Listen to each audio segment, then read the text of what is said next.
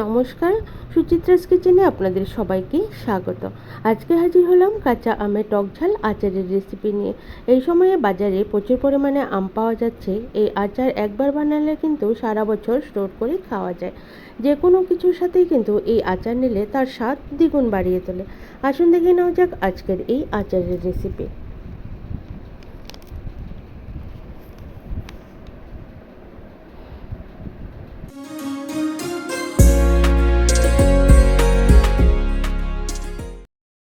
সবার প্রথমে আমি আমগুলোকে ভালো করে ধুয়ে পরিষ্কার করে নিয়েছি।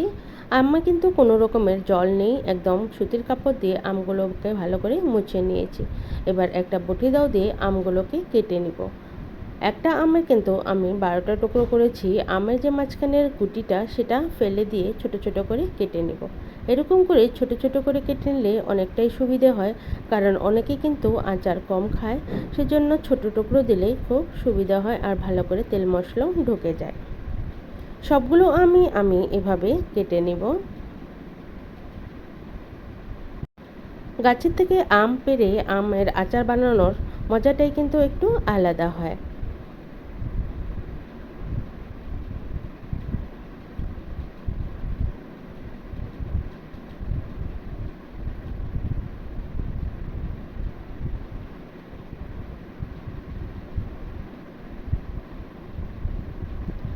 সবগুলো আম কেটে আমি একটা বড় প্লাস্টিকের বালতিতে নিয়ে নিলাম। এতে করে লবণ বা হলুদ মেশাতে সুবিধে হবে। আমি এখানে 5 কেজি আম নিয়ে নিয়েছি। এবার আমি 3 মুঠো লবণ দিয়ে দিব। যেহেতু আমি আমটাকে একটু সময় ভিজিয়ে রাখবো, এতে করে আমটা অনেকটাই সফট হয়ে যাবে, আচারও সঙ্গে সঙ্গেই খাওয়া যাবে।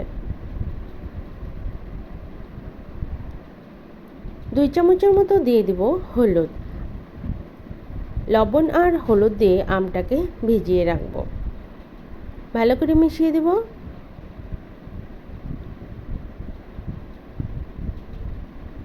ভালো করে মেশানো হয়ে গেলে আমটাকে ঢাকা দিয়ে রেখে দেব। 3 থেকে 4 ঘন্টা পর পরই আমটা একটু আমি মিশিয়ে দেব। এতে করে আমের জলটা বেরিয়ে যাবে। 2 দিন পর আমি আমটার জলটাকে ফেলে দিব। এই জলটা কিন্তু চাইলে আচারে দেওয়াও যায়, এই জলের সাথেই মশলাগুলোকে মিশিয়ে নেওয়া যাবে। আমি কিন্তু জলটা ফেলে দিব না, এই জলে আবার কিছু রসুন আর বুট ভিজিয়ে রাখবো। এতে করে আচারটা একটু টক হয়ে যাবে। এই আমগুলো এবার রোদে একটু শুকিয়ে নেব। 2-3 ঘন্টার জন্য রোদে দিয়ে দেবো, যাতে করে আমের যে রসটা সেটা টেনে যায়। খুব বেশি শুকাবো না, বেশি শুকালে কিন্তু আমের আচার খেতে ভালো লাগবে না। যেহেতু অনেকই রোদ, তাই 2 ঘন্টা পরেই আমি আমটাকে ওই একই বালতিতে ঢেলে নেব। আমগুলো কিন্তু শুকিয়ে গেছে, একটু জল নেই। আমটা একটু সফট হয়ে গেছে। এবার সব আমগুলোকেই ওই একই বালতিতে ঢেলে নেব।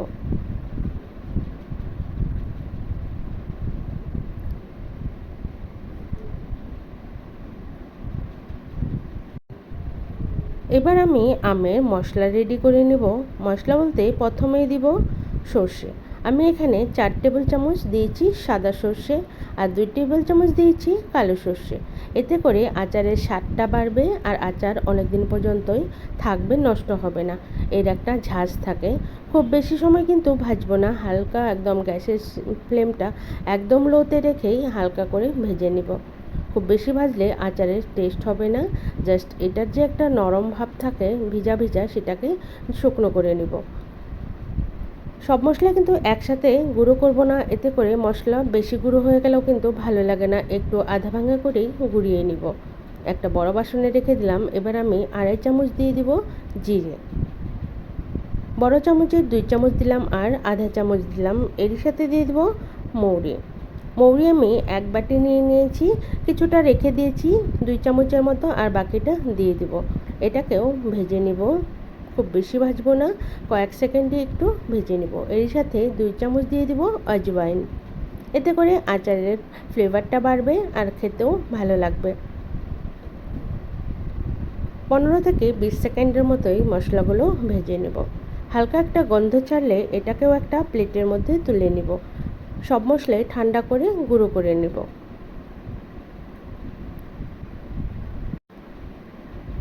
এবার দিব মেথি। এখানে আমি 3 টেবিল চামচ মেথি দিয়ে দিব। মেথিটাকেও একটু ভেজে নেব।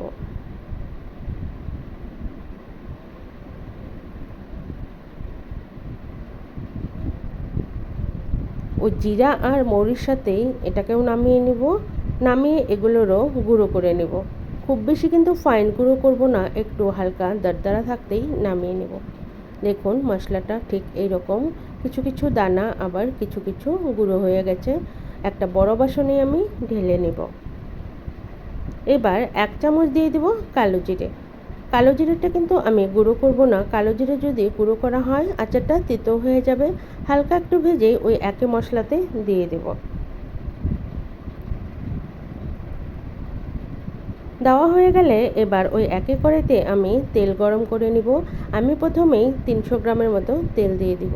খুব বেশি তেল কিন্তু দিব না, জাস্ট যাতে আচারটা ভালো করে মিশে যায়, মশলার সাথে কোট হয়ে যায়। তেলটা গরম হয়ে গেলে এটাকে সাইডে রেখে দেব। এবার যে গুঁড়ো মশলা রেখেছি সেখানে 1 চামচ দিয়ে দেব আদার পাউডার, শর্ট পাউডার। আমি এটা ঘরেই করেছি, আদাতে আচারের গন্ধটা ভালো আসবে। 2 চামচ দিয়ে দেব হলুদ গুঁড়ো, আর 50 গ্রামের যে একটা প্যাকেট সেটা দিয়ে দেব কাশ্মীরি লঙ্কার গুঁড়ো। এতে করে ঝালটা কম হবে আর আচারটা দেখতেও বেশ সুন্দর হবে। এরই সাথে 1 চামচ দিয়ে দেব হিং। আচারে হিঙের গন্ধ খুব ভালো লাগে।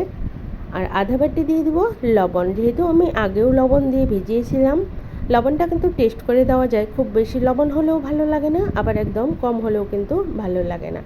এবার যে গরম তেলটা সেই মশলার সাথে ঢেলে দেব।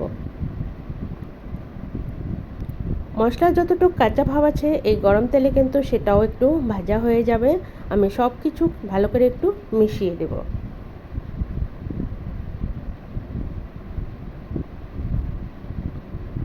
এই তেলের সাথে মশলাটা ফুলে উঠবে। এবার যে আমি 2 চামচ পানমুড়ি রেখেছিলাম সেটাকে পালস মোডে ঘুরিয়ে এটাকেও দিয়ে দিব। আচারে পানমুড়ির গন্ধটা বেশ ভালো লাগে আর বেশিটাই দেওয়া হয়। এটাকে দিয়েও ভালো করে একটু মিশিয়ে দেব। মেশানো হয়ে গেলে আমি দিয়ে দেব ঝালের জন্য কিছু কাঁচা লঙ্কা। লঙ্কাগুলোকে কিন্তু আমি ভালো করে ধুয়ে একটু রোদে শুকিয়ে নিয়েছি। এতে কিন্তু কোনো রকমের জল নেই। এবার লঙ্কাগুলোকে ফাটিয়ে দিয়ে দেব ওই মশলার সাথে। কাঁচা লঙ্কা না দিলে কিন্তু এখানে একটু ঝাল লঙ্কার গুঁড়ো দেওয়া যায়। আমি কাঁচা লঙ্কাটাই দিয়ে দিলাম। ওই গরম তেলের মধ্যেই এই লঙ্কাগুলোকেও ঢেলে দিব।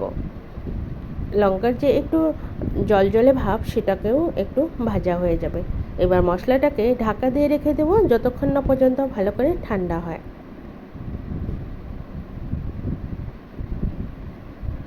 মশলা যখনই ঠান্ডা হয়ে যাবে আমি এবার কাঁচা আমগুলো দিয়ে দিব। কাঁচা আম দিয়ে ভালো করে মিশিয়ে দেব।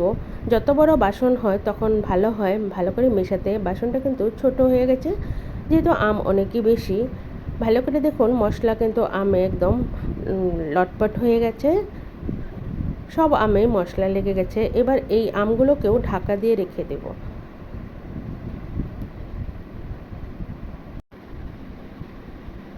4 ঘন্টা পর আমি আচারের ঢাকনাটা খুলে আচারটাকে বয়ামে ঢেলে নিব।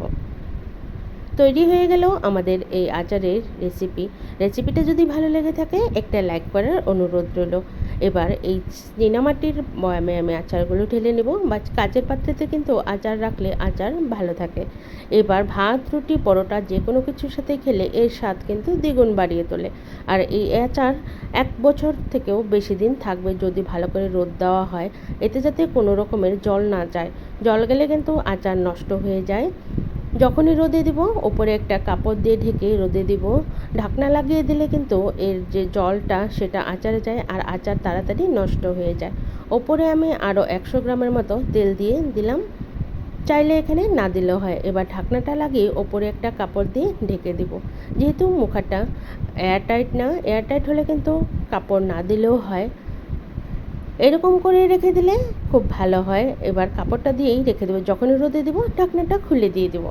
যদি ভালো লেগে থাকে একটা লাইক করার অনুরোধ রইল। আপনারাও এভাবে বাড়িতে বানিয়ে খেতে পারেন।